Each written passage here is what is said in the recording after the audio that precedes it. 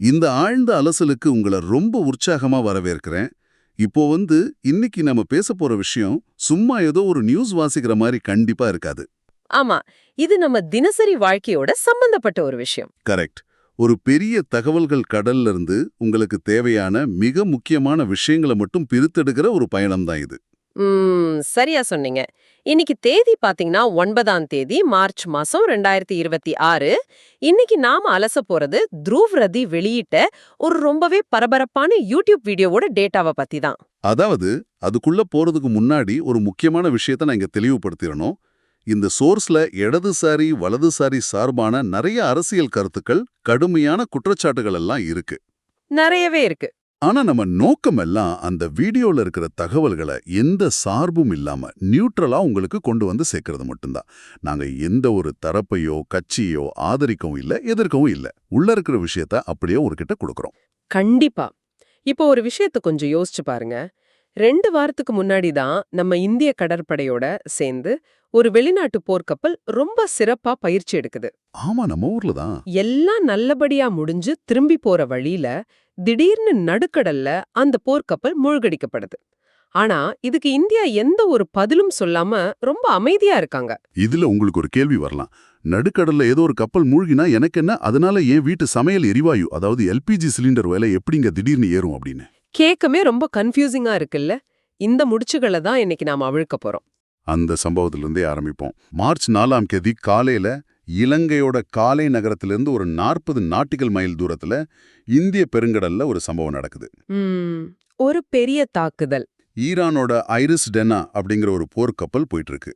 அப்போ அங்க அமெரிக்காவோட நீர்மூழ்கி கப்பல் MK-48 அப்படிங்கிற ஒரு டார்பிடோ வச்சு அந்த ஈரானிய கப்பல் மேல அட்டாக் பண்றாங்க. சில நொடிகள்ல அந்த கப்பல் கடல்ல மூழ்கிடுச்சு. இதுல ஈரானை சேர்ந்த 87 வீரர்கள் கொல்லப்பட்டிருக்கிறாங்க. மீதி 32 பேரை இலங்கை கடற்படை தான் மீட்டிருக்காங்க. இங்கதான் ஒரு மிகப்பெரிய முரண்பாடு இருக்கு. இப்போ அந்த ஐரிஸ் டெனா கப்பல் வெறும் 2 வாரத்துக்கு முன்னாடி தான் மில்லன் 2026 கடற்படை பயிற்சிக்காக விசாகப்பட்டினம் வந்திருந்துச்சு. ஆமா, இந்திய கடற்படை அவங்கள நட்பின் பாலங்கள் அப்படிங்கிற ஒரு ஹேஷ்டேக போட்டு ரொம்ப கோலாகலமா வரவேற்றாங்க. ஆனா எந்த ஆயுதமுமே இல்லாத அந்த கப்பல் மூழ்கடிக்கப்பட்டப்போ இந்தியா முழுமையான மௌனம் சாதிச்சாங்க. இது எங்க வேலை அல்ல அப்படின்னு பாஜகவோட அதிகாரப்பூர்வ கணக்குல ஒரு ட்வீட் வர பண்ணாங்க. ஈரான் தூதரும் இந்தியா எந்த தகவலையும் எங்களுக்கு தெரிவிக்கல அப்படின்னு ஓப்பனா சொல்லியிருக்காரு. இது வெறும் ஒரு கப்பல் பிரச்சனையாவோ இல்ல 2 நாடுகளுக்கு இடையிலான பிரச்சனையாவோ நாம சுருக்கிட முடியாது. இதுக்கு பின்னாடி விரிவடைஞ்சுகிட்டு வர்ற ஒரு உலகளாவிய போர் இருக்கு. அதாவது புவிசார் அரசியல் விளையாட்டுகள். அந்த டேட்டா ரொம்ப ஷாக்கிங்கா இருந்துச்சு. அமெரிக்கா, இஸ்ரேல் ஒரு பக்கமும் ஈரான் ஒரு பக்கமா நிக்கிற இந்த போர் இப்போ ரொம்பவே தீவிரமாயிடுச்சு. கண்டிப்பா. அமெரிக்கா ஈரானுக்குள்ள கிட்டத்தட்ட 2000க்கும் மேற்பட்ட இடங்கள்ல குண்டு வீசி தாக்குதல் நடத்திருக்காங்க. இதுல 1000க்கும் மேற்பட்ட மக்கள் இறந்திருக்காங்க. ஈரானோட உச்சத் தலைவர் ஆயத்துல்லா அலி கமேனி இறந்த பிறகு ஈரான் பணிந்து விடும் அப்படின்னு தான் அமெரிக்காவும் இஸ்ரேலும் கணக்கு போட்டாங்க. ஆனா நடந்தது வேற. ரொம்ப ஆக்ரோஷமான பதிலடி அது. ஈரான் என்ன பண்ணாங்கன்னா 9 மத்திய கிழக்கு நாடுகள்ல இருக்கிற 27 அமெரிக்கா ராணுவ தளங்கள் மேல ஏவகணை தாக்குதல் நடத்தினாங்க. அந்த புள்ளி விவரங்கள் எல்லாம் சோர்ஸ்ல ரொம்ப தெளிவா இருக்கு. பஹ்ரைன்ல இருக்கிற அமெரிக்க 5வது கப்பற்படை தலைமையகத்துல புகை எழுந்தது, குவைத்துல 3 அமெரிக்க ஜெட் விமானங்கள் மோதிக்கொண்டது, சவுதியில அமெரிக்க தூதரகம் மேல ட்ரோன் தாக்குதல். அது மட்டுமல்லாம இஸ்ரேலோட டெல் அவீவ் நகரத்துல 40 கட்டடங்கள் சேதமாகியிருக்கு. இவ்ளோ பெரிய போர் உலக அளவுல நடந்துட்டு இருக்கும்போது இந்தியாவோட வெளியுறவு கொள்கை என்னவா இருக்கு அப்படிங்கிறது தான் இப்போ நம்ம முன்னாடி இருக்கிற பெரிய கேள்வி.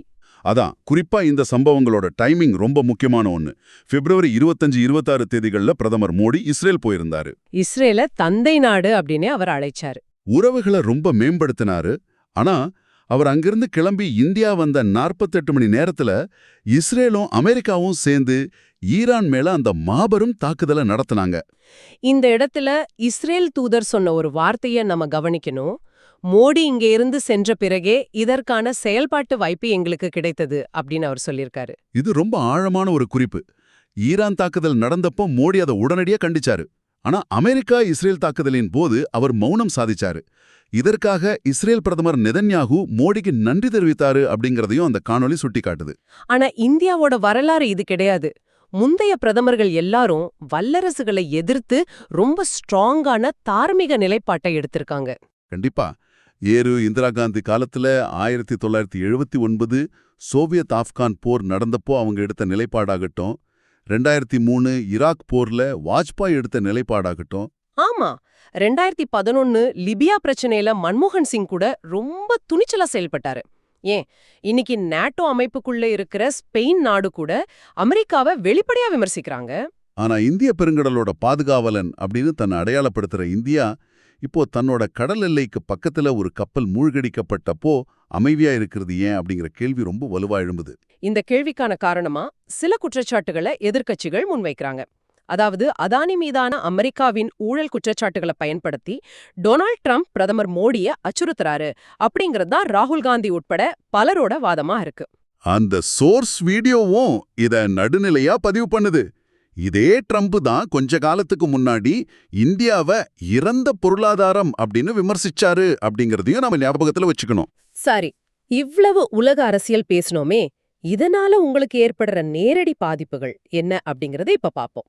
அதுதான் இங்க ரொம்ப முக்கியம். இந்த குளோபல் பாலிடிக்ஸ் உங்களை எப்படி பாதிக்குதுன்னு பாத்தீங்கன்னா, உலகத்தோட 20% எண்ணெய் வர்த்தகம் நடைபெறும் ஹார்மோஸ் ஜலசந்திய ஈரான் இப்போ முழுமையா மூடிட்டாங்க. ஆமா, அந்த ரூட்டை பிளாக் பண்ணிட்டாங்க. இதுல பிரச்சனை என்னன்னா, இந்தியா தனது தேவையில் 55% எண்ணெய மத்திய கிழக்கிலிருந்து தான் வாங்குது. அது மட்டும் இல்லாம ட்ரம்போட உத்தரவின் பேரில் ரஷ்யாவிடம் எண்ணெய் வாங்குவதையும் இந்தியா நிறுத்திடுச்சு. இப்போ இந்தியாவின் கைவசம் வெறும் 25 நாட்களுக்கான எண்ணெய் இருப்பு மட்டுமே தான் இருக்கு. ஆனா முன்னாடி மத்திய அமைச்சர் பேசும்போது 74 நாட்கள் இருப்பு இருக்குன்னு சொன்னாரு.